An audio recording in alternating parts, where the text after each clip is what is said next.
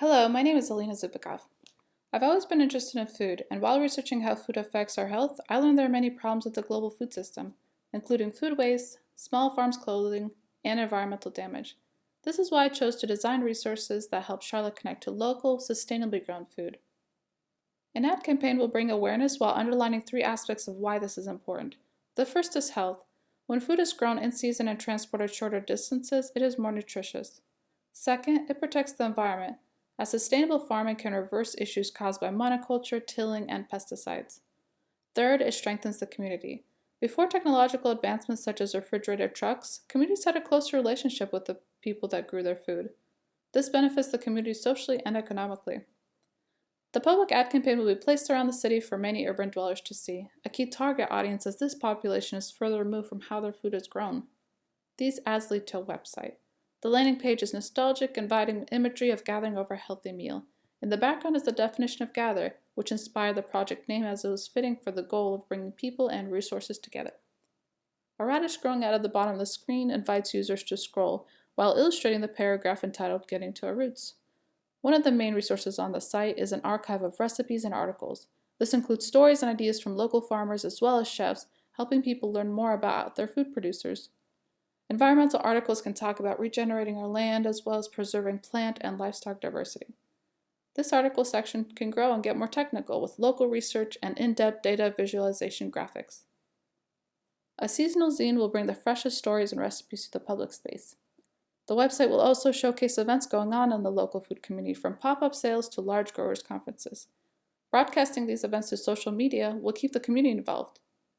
In addition to events, I envision the social media can grow with farmer spotlights as well as infographics bringing more attention to local agriculture. Lastly, the website houses links to resources including organizations that the community can get involved with. The highlighted resource here is an app. This app is developed to help consumers find local food around them. Users start with neighborhood name or zip code to find fresh produce to buy, restaurants featuring local ingredients, or even companies that deliver local food to the area. The secondary orange color shows warmth and optimism, while the dark green shades prominent to this app and throughout the branding symbolizes freshness and growth. This app would help someone filter through available options to find a market or restaurant and even learn a little bit about the farms themselves. Resources such as this app, as well as the informative website, will keep consumers aware of what is around them. I believe the connection this project makes will form a stronger local food community here in Charlotte with long-term benefits to our health, society, and environment. Thank you. Hey there, my name is Emma Headley. I designed and developed Good Art CLT as a vehicle for equity in the arts for women artists of color. A major issue for equity within the arts is tokenizing. Good Art CLT was born through affirming and promoting art. Instead of calling attention to cold statistics like only 1.85% of all art in major institutions are by women of color, Good Art CLT declares, don't confine yourself to what you already know. Good Art CLT will provide information to enable the viewer to get outside of their bubble. We collect funding in which 100% of the proceeds go to the spotlighted artist. Good Art CLT lives online. This is where we exist as a media hub. The website hierarchy starts on the landing page with the spotlighted artist. Here, you can directly fund the artist. You can also read the article to understand the breadth of the artist's work. Good Art CLT provides the Charlotte community with complete and up-to-date art news. Instead of looking on numerous websites, the viewer can simply check out our list of where and what is showing. Good Art CLT is dedicated to keeping you in the know about Charlotte area art. Good Art CLT is on Instagram to further promote spotlighted artists with artist takeovers, studio visits, new work alerts, and Instagram Live with community members. We can see a lot of continued design elements on the Instagram. I use a bold screaming color palette and type, flashing animations to stand out not only from a crowd, but also to complement a wide spectrum of artwork. You can see visual elements of cropping stemming from the concept that these artists are not fully represented. Every month, promotional materials will be released that center around promoting the spotlighted artist. One of the promotional materials is a printed catalog meant to reside at coffee shops, markets, and public spaces where consumers can meet the brand. The second promotional material for the artist is a collaboration with a local business. In this case, Good Art CLT is collaborating with Not Just Coffee by doing an artist takeover and a QR code to direct traffic to who and what Good Art CLT is. Secondly, the artist will provide art for packaging with compensation from the company. Art sells a product, so why can't a product sell art? In this case, everyone wins. Good Art CLT is bold, vibrant, clean, daring, and cool because good artists should never be overlooked. Lower income community schools need and deserve more resources. Hello, my name is Jakar Joseph, and I focus my project on lower income community schools, their lack of resources, and how the community can help these schools. Nearly half of a school's income comes locally. Many teachers do not want to work at a lower income community school because of reasons such as lower salaries, and many students who rely on schools do not get the resources they need because of low funding. This causes a disparity between lower income communities and higher income community schools that needs to be addressed. To talk about the disparities between lower income and higher income community schools, I created a poster. I divided the poster into 6 sections. The top is for the call to action, the middle 4 for various reasons to help lower income community schools, and the bottom is to place the resources for the information and put a logo for a specific school. The logo I used in this poster is from Alma Road Middle School. Because I wanted other schools to be able to use the same project for their specific school, I created a brand language that's versatile. A school can take their own pictures and highlight it by cropping an image of their choosing and putting a red filter around it with a yellow outline. This is to create a sense of danger and urgency when combined with the black background and written in sketch-like typography for the titles and subtitles. I chose to design a banner to be put in various places in the community. This banner is meant to be a call to action to the people in the community that reminds them that students are the next generation. The banner is on a stand to be able to move easy without any setup and to be able to put in various places such as in front of local stores or places with heavy traffic to be seen by many. Like the poster, the banner was designed to be used by various specific schools. The banner on the bottom left is modeled to be specific to Almiro Middle School, and the model on the top right to show where a specific school could place a picture of their school using the same red filter and yellow highlight used in the poster. The final product for this project is an Instagram campaign. The main point of this campaign is to spread awareness about the struggles lower income community schools deal with, showcase organizations that can help these schools, and information about how these organizations can help these schools. With Instagram being one of the main social media platforms, this information can be spread to a wide audience across the whole community to see and participate in. As you can see in this video, each post was designed to contain different sections of information. The post following the banner and poster format with the image with the red filter and yellow highlight is meant to talk about the struggles of lower income community schools. The red square format with the organization logos to showcase organizations that can help these community schools, and the yellow format is to go more in depth with information on how these organizations help lower income community schools. The disparities between lower income and higher income communities is unfair for the students and the teachers. So please, go and support your lower income community schools, and thank you for your time. Good afternoon. My name is GERSON BERRIO. It's an absolute pleasure to be here today. For my project, I wanted to tackle issues that hit near and dear to my heart. I have worked within the Latinx community here in Charlotte several times, and while there are many issues to tackle, one of the main things that stood out to me had to have been the lack of trust this community has. I was able to see this firsthand last fall during a voter registration drive. There was a mixture of emotions all throughout. Witnessing Latinx individuals or families be scared to approach me really impacted me, and the ones who did will tell me about family or loved ones who were deported and how that affected them both emotionally and financially. I would dwell on this for months. I see the issue, but how can our community grow and tackle them if the first step has not been taken? Could I really design something that would bring trust? And if so, how could I even begin to tackle this?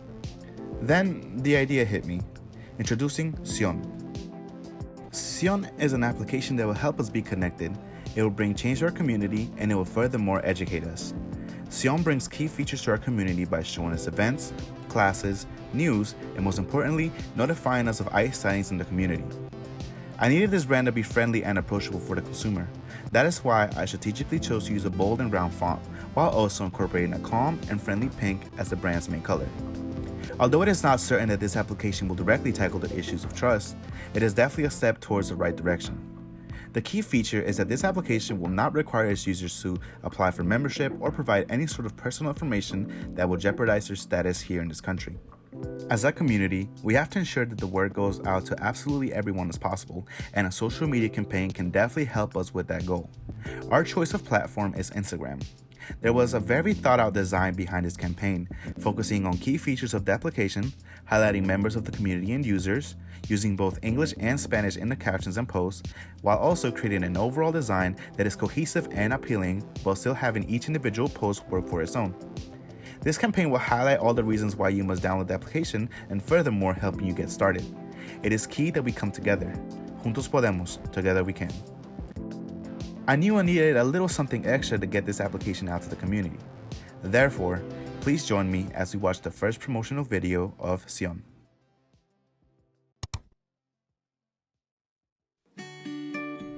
Imagina un mundo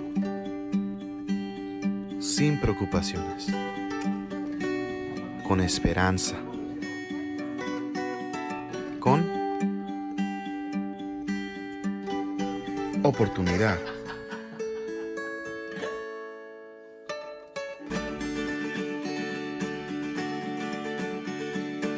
Sion, juntos podemos.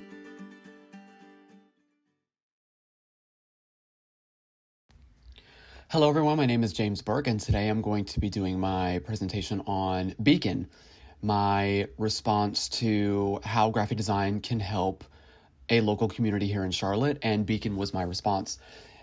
Beacon is a mobile app that brings together designers and musicians. During a time of the COVID shutdown, a lot of live music spaces were shut down and permanently shut down as a result.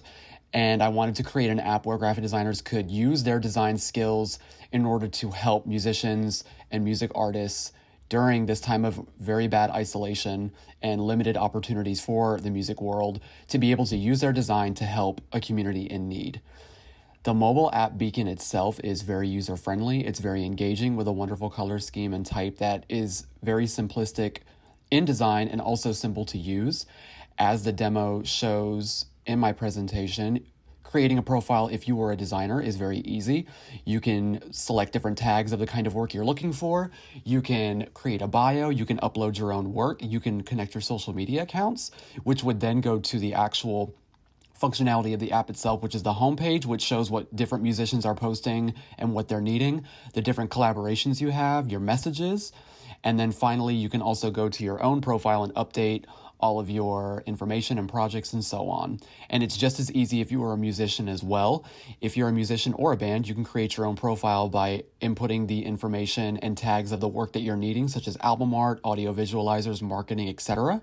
You can create a bio, you can upload all of your music work and including the genre of music that you perform in. And from there, you get to see on your main page of your app what different designers have done and what they've posted, and then you can also reach out to them via message and see the collaborations, the messages, and you can also edit your profile as needed. This app is my solution to helping an area of the arts that was affected greatly during the COVID shutdown. And throughout this project, I also created other products as well, such as the advertising for Beacon, which included a lot of advertisements that were very enjoyable to make, and they mess around with space and color and texture and use a lot of 3D materials, and they use a lot of 3D software, and is basically a very engaging way to spark interest in the app and also to introduce the app itself to a market that I think would really benefit from Beacon. And from there, all the other products just came naturally, which include just two of a lot of products that I designed, such as a hard seltzer for both being sold at a music show, also a way for designers to enjoy a nice 5 o'clock treat, along with an affirmations tape as well, which basically talks about goals and achievements for all designers. And from there, thank you for your time. Hello everyone. My name is Jessica EPPINETTE, and today I'm going to be talking about human trafficking. For many people, human trafficking is something they know exists but assume happens elsewhere, and they do not realize that it is a horror that lies too close to home here in Charlotte and the surrounding areas. According to the National Human Trafficking Resource Center, Charlotte is the worst city for human trafficking in North Carolina, since being situated within a hub of major interstates with easy access to an international airport are major contributors to the presence of human trafficking. I want to spread awareness about human trafficking and help others learn more about this issue too. To start this process, I created a mood board to help solidify my approach.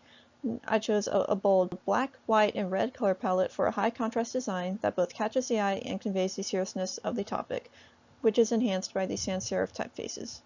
All are reminiscent of the pre-existing elements such as the anti-human trafficking symbol and maps of Charlotte that inspired my direction.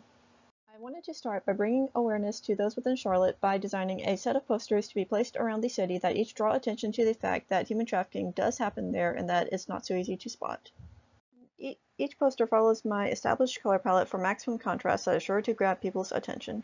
The content for each poster is made with vector graphics that maintain smooth, hard edges for a more minimalist tone that keeps an urban appeal. In each one, the skyline of Charlotte is prominently placed to tie the information of each poster to the city so the viewers understand that the issue being addressed takes place right there and all around them.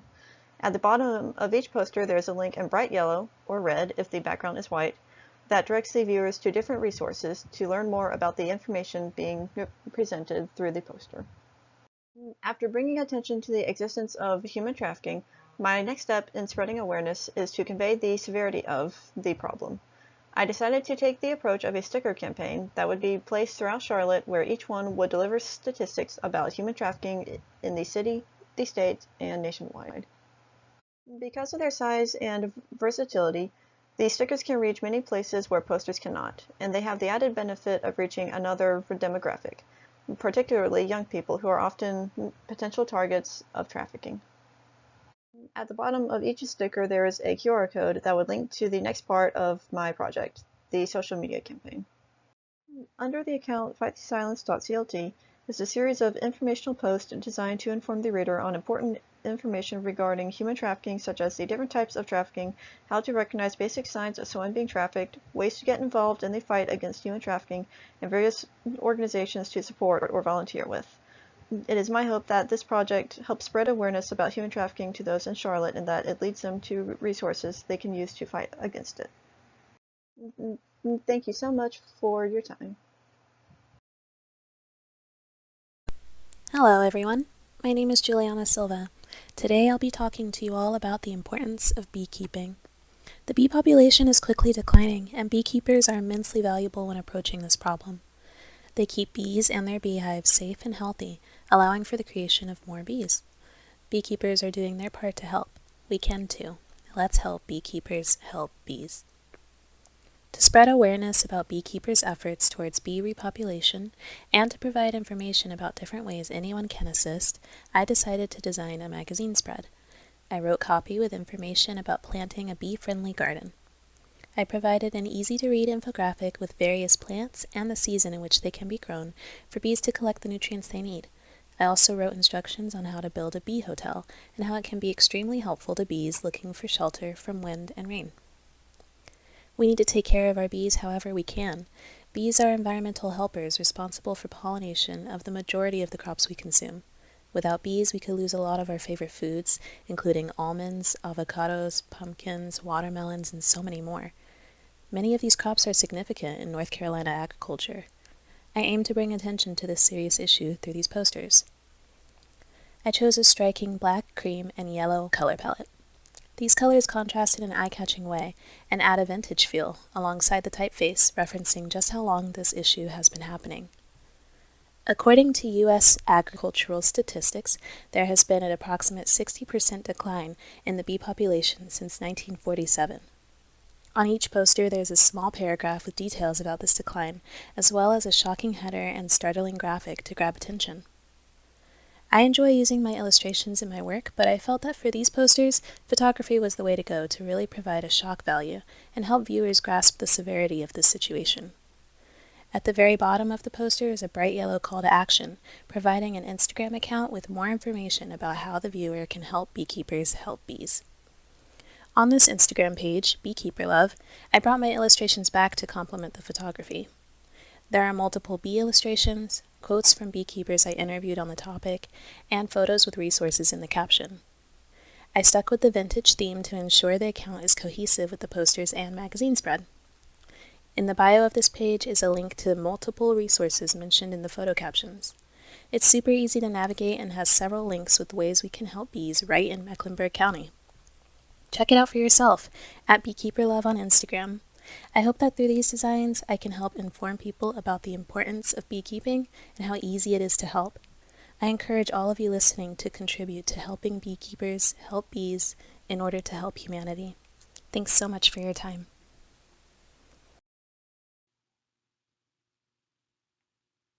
Hello, my name is Kara Mink. Over the past year, due to the COVID-19 pandemic, the small business community in Charlotte has faced a variety of challenges. To create awareness for the small businesses of a historic Charlotte neighborhood, the campaign Shop CLT NOTA was crafted. Many small businesses have seen significantly less revenue, had to restructure their stores to be COVID compliant, and strive to stay afloat. CNBC has reported that almost 100,000 small businesses in the U.S. have closed permanently since the pandemic began. In these times, the people behind small businesses deserve the most support, rather than corporations like Amazon, who thrived during the pandemic. NOTA is full of people from all angles of life, and that's exactly what makes NOTA so unique.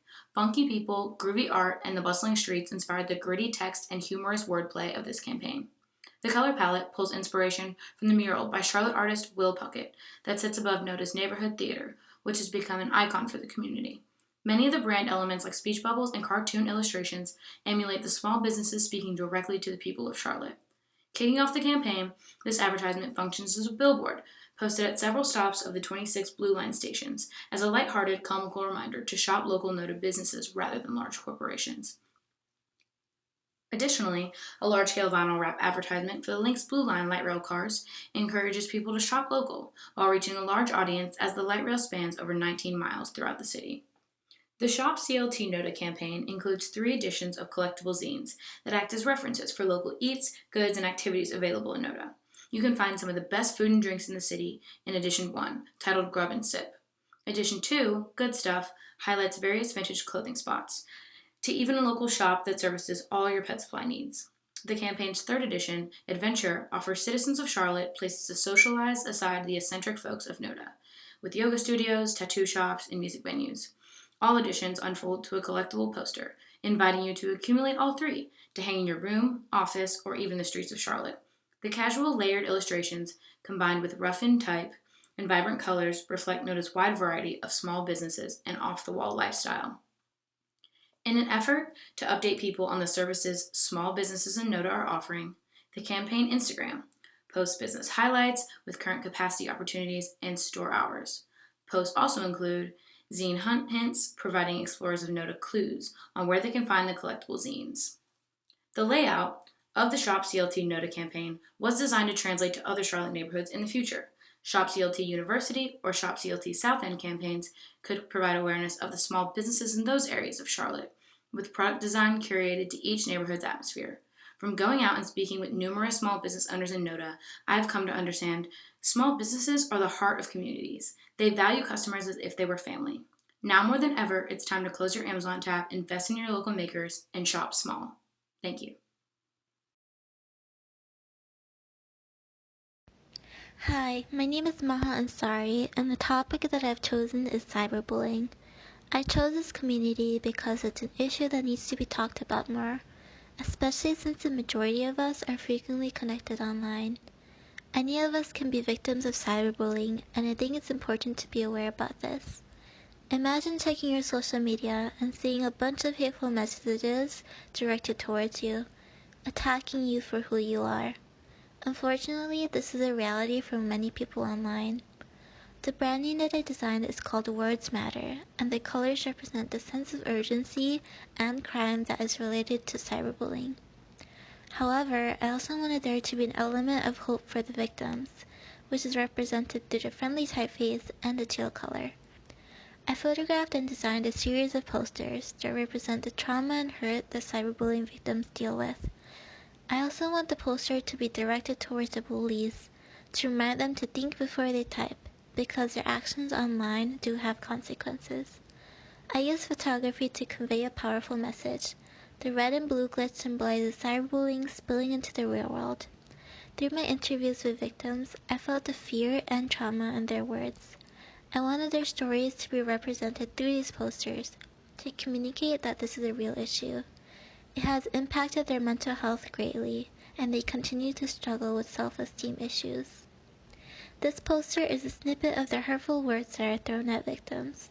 Death threats, constant harassment, and cyberstalking are a few examples of hate crimes online. Moving forward, I designed a booklet with facts and information on cyberbullying and what people can do if they encounter it. This booklet is meant to be for educators and parents, to bring awareness on what their children and students might be going through. I organize each of the information into its designated pages, informing the viewer on where cyberbullying happens, who it affects, and what the impacts are. The last spread offers information on the different forms of cyberbullying, as well as tips on what parents can do to help their child. Finally, I designed a social media campaign. The goal of this page is to encourage people to be more kind online and to provide a community for cyberbullying victims so that they realize they're not alone with their struggles.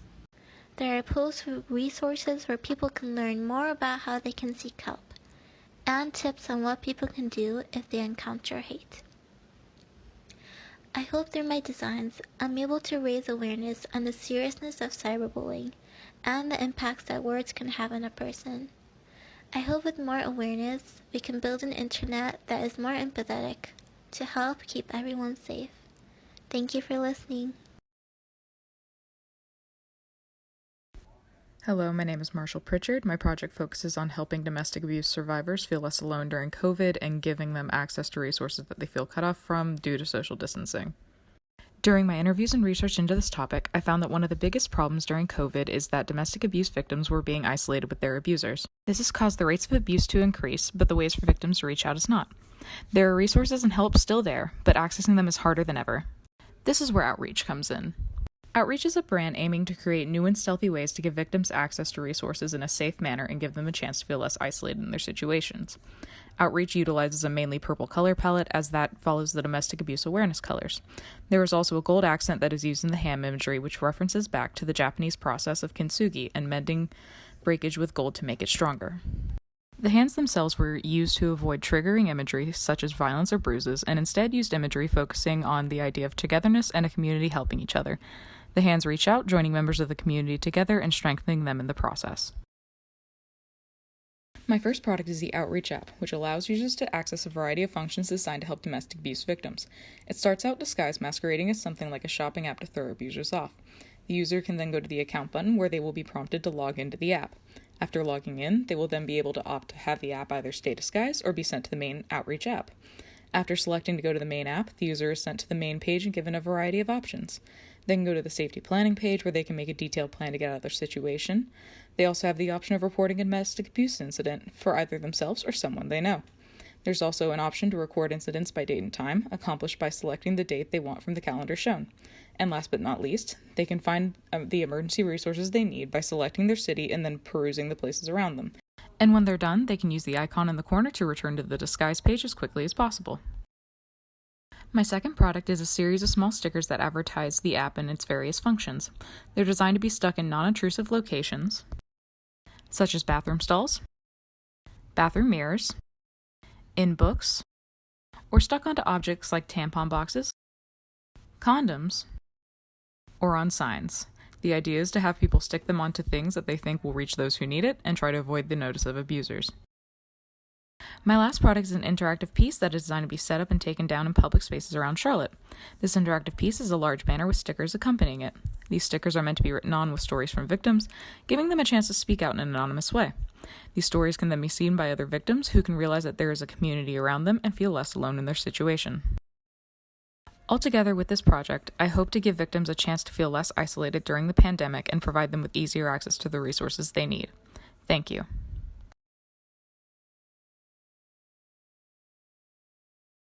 Hello, my name is Miranda STARNES. My topic I choose to bring more awareness to is therapeutic writing.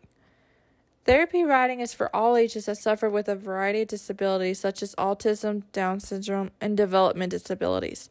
In some cases, medication doesn't help for what they need. They need a hobby that can help put their mind at ease. Ever since I was a little girl, I loved to ride horses. As soon as I would get in that saddle, all my worries went away. Imagine what it can do for kids with autism who struggle every day. Although my thesis is more so for the parents, it can be overwhelming with all the resources and information online. It can be too much to look at sometimes, or even just don't know where to begin. Then a coworker mentions to me she's been trying so hard to find the right place to take her daughter riding therapy, but has the hardest time to locate and doesn't even know where to begin to look. I want to help her and know her options, but what if there was a website where she can look at all different types of stables in one place? The Grand Saddleback represents a symbol for hope and happiness, while also directing the parents in the right direction. The Grand Saddleback is the solution to the problem for parents to understand the concept of therapy writing. Let's say the idea of the umbrella.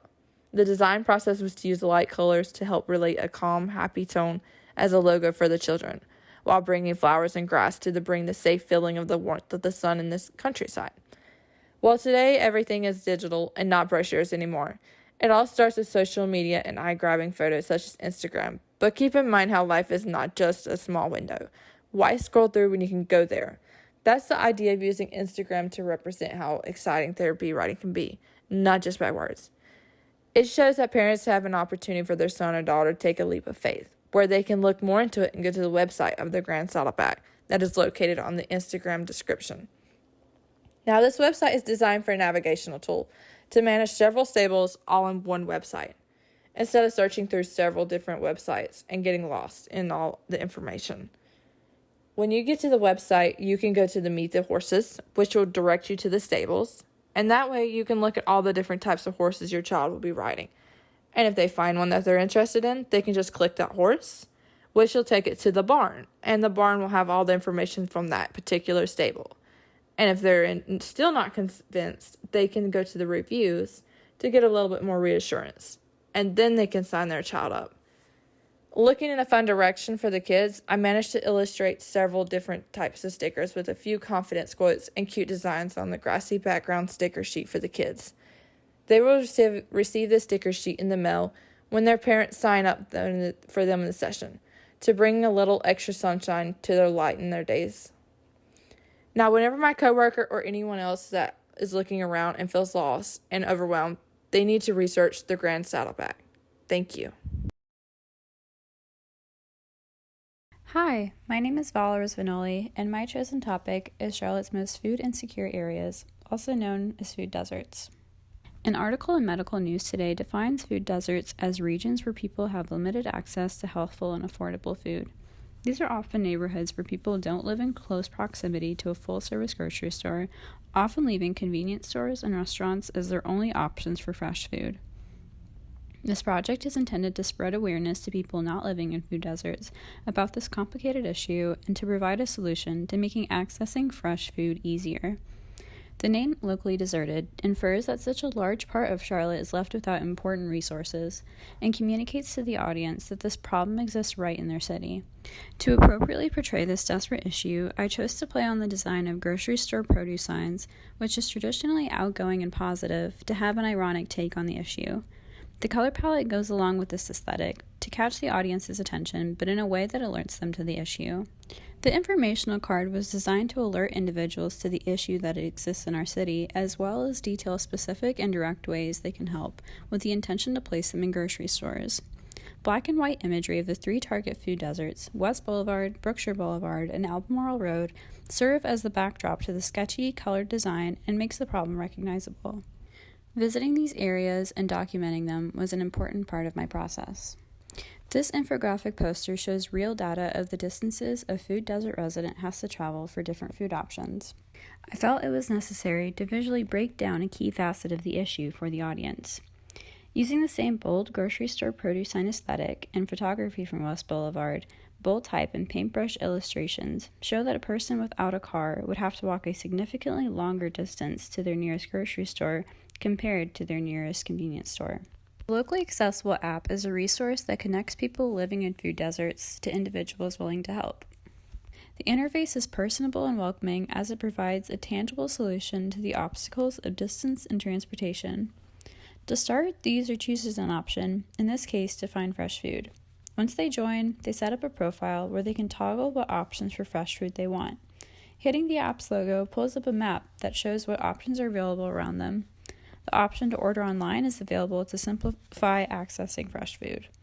By choosing an option for a ride to the market or a food delivery, the app locates a volunteer and sends a request to them for the user.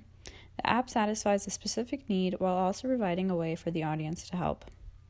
Food deserts are only part of the overarching food insecurity problem, but it is my hope that this project brings attention to their existence in Charlotte and encourages people to combat them.